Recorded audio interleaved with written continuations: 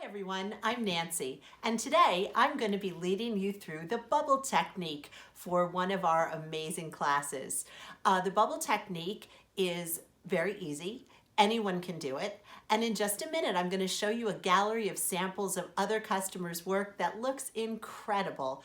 What you need is a piece that has mostly flat surfaces. That is the most effective when you're doing the bubble technique. Or if you can find a way to keep the surface flat by propping your piece. But again, plates, flat things do best with bubble technique. Some of the things that you can do with bubble technique is that you can do a light, a medium, and a dark shade, which is what we're going to do today, or you can simply do just two shades. Usually a lighter shade and a slightly deeper shade work best. We're going to get started in just a minute.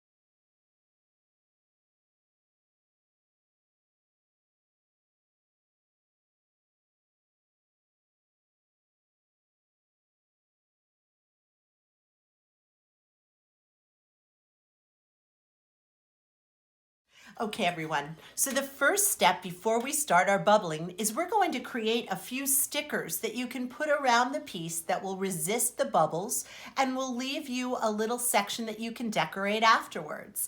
I've made a few stickers already. I have a unicorn mermaid and I have a simple little heart. And I want to show you, I've drawn some simple images of a butterfly. You can also find an image that you like and print it out on a computer and then trace it. Or you can do as I'm doing, freehand it and just trace it on contact paper and cut it out. So I am tracing one of these little butterflies.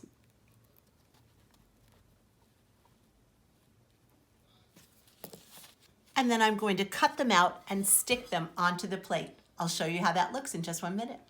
Okay, everyone, so you can see that I have finished creating my stickers out of the contact paper and I have stuck them down on the plate.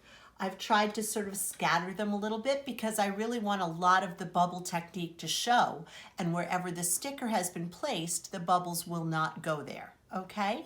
So the next thing is that you'll need to prepare your bubbles. You're going to have a little container of paint. You need to get a small cup, plastic or whatever kind you have. I've prepared this already. This is using my pale pink paint, which will be the lightest shade in my bubbling. And I have added a little bit of Dawn dishwashing liquid, just a drop. I've added water to fill up the cup. And I've placed a clean, fresh drinking straw, just a regular drinking straw, into the cup. What I'm going to do is I'm going to begin bubbling with my lightest shade first. I'm starting with pink. I also have a turquoise blue as my medium shade, and I have a deeper blue. It looks purple here, but it's actually a deep blue called Blue Bayou, and that's going to be my final shade, my darkest shade. You want to begin with your lightest shade first so that, as you saw in some of the samples that we had earlier on, the lighter shade will show through the bubbles of the darker shade and it'll really look like you're under the sea or like Florentine marbleized paper. It's a beautiful effect. So here we go. I am going to place my straw into the cup. I'm holding my straw up like a flagpole, and I have the base of the straw touching firmly into the bottom of the cup.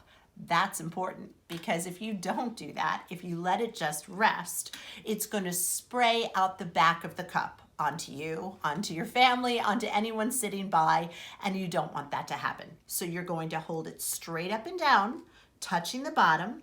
And then I like to stand up a little bit to do it. I feel like it works better to have gravity working for you.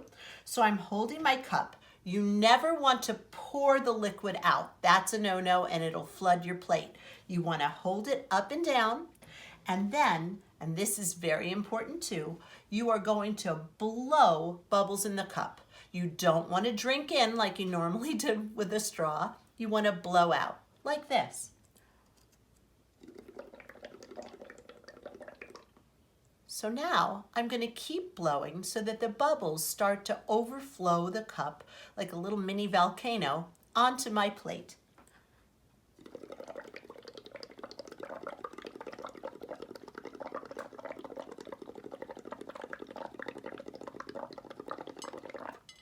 I'm stopping in between because I want to try to spread the bubbles, and I don't want them to pool all over the piece. So I'm going to sit back and let this group of bubbles pop on their own. As tempting as it might be to try to pop some, you don't want to do that or you'll lose the beautiful honeycomb that the bubbles will naturally form. So sit back, enjoy, maybe have a cup of coffee, and let those bubbles pop on their own, and we'll be right back. Okay, so the bubbles have popped. With the palest shade, don't be worried if you can't quite see the little honeycomb of bubbles. It's very hard because the paint tends to get very pastel, and with the water mixed in, it will dilute it even more. So we do have the pale pink bubbles underneath there. I'm going to finish off the rest of the plate, and then we're going to start in with our medium shade. Okay, everyone, so our pink has been done across the whole plate, and now we're ready for our medium shade, the turquoise blue. This particular color is called Jumpin' Juniper, and you'll see in some of the samples that were featured earlier in the video that Jumpin' Juniper is a great medium shade, and we've used it in a lot of our effective bubbling technique samples. So here we go with Jumpin' Juniper. I have my straw like a little flagpole touching the bottom.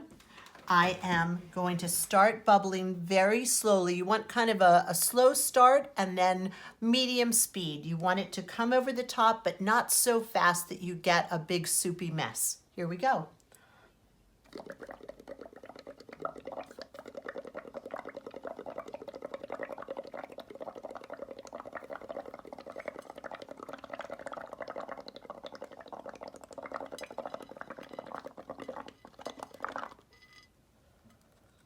I'm spreading the bubbles around,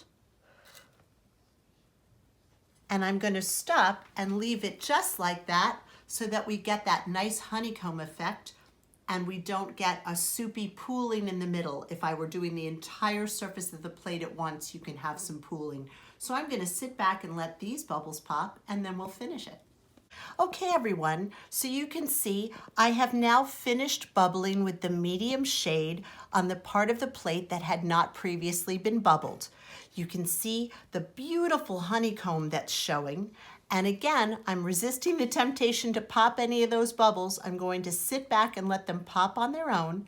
And once they have, then we will bubble with our final darker shade. Again, I spread the bubbles a little bit. I used a little spoon-like tool to kind of help me with the bubbles. Let me just demonstrate that for you one more time. I'm popping the bubbles down onto the plate, guiding them with that. You can use a spoon or a little sort of spreader like this. We'll let these pop and we'll be right back. Okay, so you can see that we have now completed the whole medium shade bubbling, and we've got a beautiful honeycomb pattern going on over the whole surface of the plate. Don't worry that it's going to be, in this case, it's on our unicorn. We're going to wipe that out after we've finished our third shade so that we'll be able to paint the unicorn whatever color we like. But for right now, for ease with the bubbling technique, we're just bubbling right on top of it, knowing that we can wipe it out with a little piece of paper towel afterwards. So now we're ready to bubble sparingly with our deepest shade. We're going to use our Blue Bayou in the cup. I'm making sure that I'm mixing it a little bit with my straw. There's paint at the bottom, 1 drop of the dishwashing liquid, and then I've filled up this little mini cup with a sparing amount of water. You don't want to add too much water because it will dilute your paint shade. So here we go, and I've got my little spoon spreader that I'm going to help direct the bubbles with. And here we go. I'm touching the bottom with my straw, holding it firmly.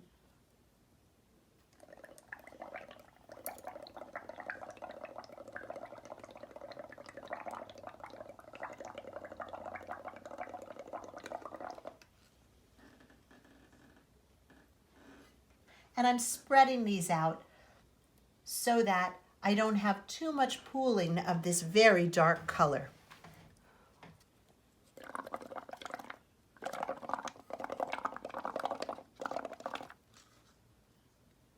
Going nice and slowly. And I'm going to stop right there and let those pop and then come back to complete it. Wow, this is looking fantastic. You can see the teal shade showing through the blue bayou, like little window through the bubbles. It's going to be a beautiful effect, and you can see in the samples that we showed you earlier in the video that those colors play very nicely together and that you'll have a beautiful, deep, rich, bubbled, fantastic looking plate. So now we're going to finish this last section that still only has the pale, pale pink and the jumping juniper bubbles showing. We're going to just add a little bit of the blue bayou. We don't want to overwhelm that.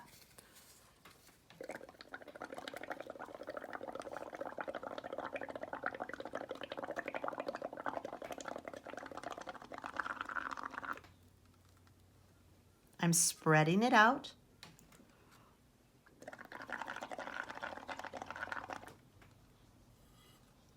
And I'm adding just a tiny bit more and a little bit more up above.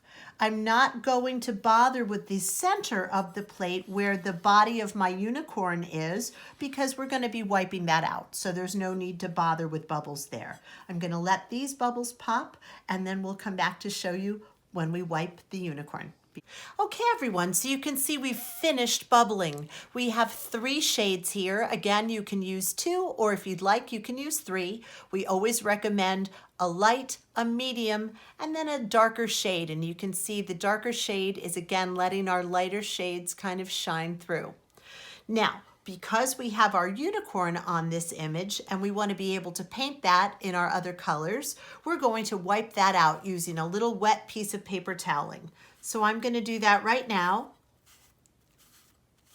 As you can see, you just have to kind of work like a little tiny pencil eraser, just rubbing it carefully off. And I'm going to finish doing that and come back and show you. Okay, everyone, so we've finished our bubbling. I've used a piece of paper towel, a small little piece, almost using it like a pencil eraser, to wipe out with some warm water the paint that had bubbled into our unicorn image. If you don't have an image there, if it's a plain plate, then you don't have to wipe anything out. But because we want to paint our unicorn like a coloring book, we've wiped him out, and now I'm going to fill him in with some of the colors that I have. So I'm going to paint his mane, this beautiful golden what a yolk color. And I'm painting that 3 layers 3 times. So right now I'm doing my first layer, filling it in just like you would with a coloring book.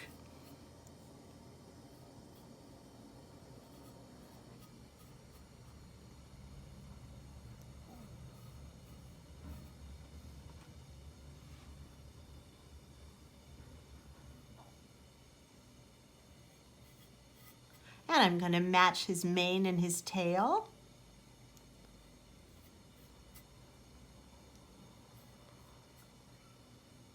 I'm doing it 1 time for you, but then I'm going to go back and do it 2 more times for it to be vivid and bright and hold up against the bubbles. We want to do it 3 layers 3 times. I'll be right back to show you how that looks. Okay, you can see I've finished doing the mane and the tail and the little hoofs with our bright golden what a yolk, 3 layers 3 times. And now I'm going to finally get to peel the stickers, the little unicorn mermaid sticker I created, and the little butterflies and the heart. I'm going to peel all of those so that we can also fill those in with paint. Very carefully grabbing the edge and peeling those off.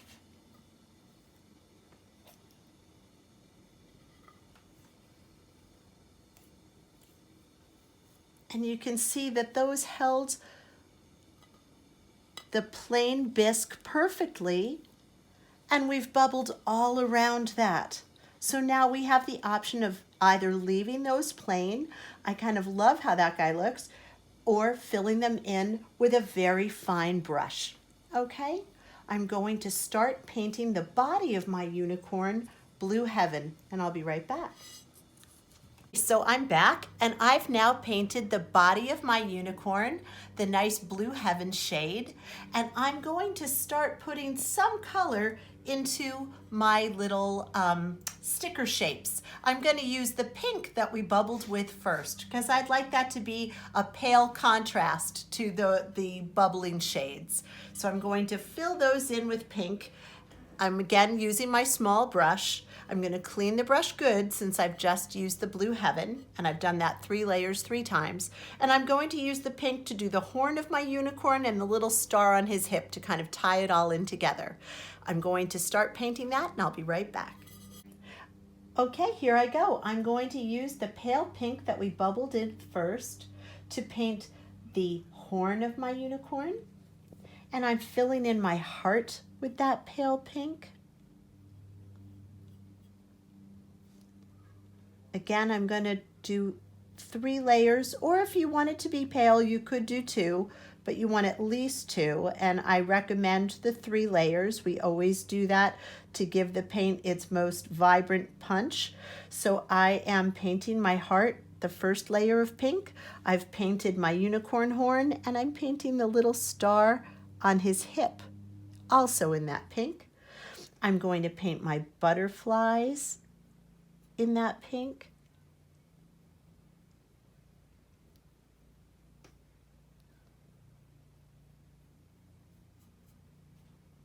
And I'm going to paint the mane of my mermaid unicorn in that pink.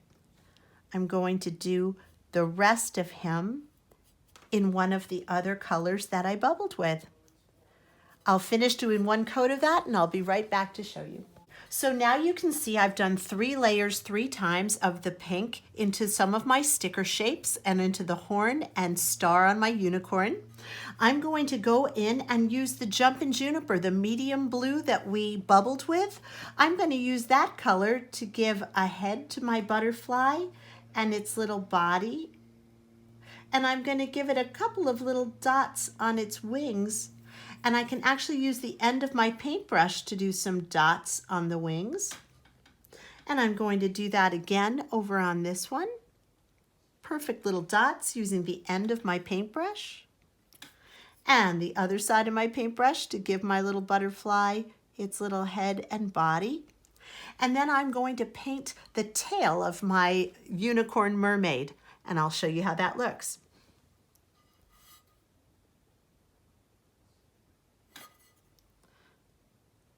Just going through with that and following the tail. And I'm going to do that 1 layer, and then I will finish the other 2 layers, and I'll be right back to show you how that looks. And you can see we've got our finished plate. I've gone in with the darkest shade, remember the one we bubbled with last, Blue Bayou?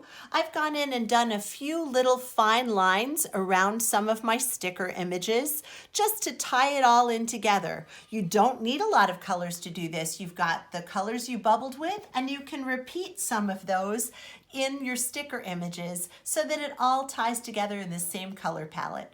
I think our bubbled plate looks fantastic. I hope yours does too. I'm sure that you've had a good time. I know I have, and I look forward to seeing your finished plates.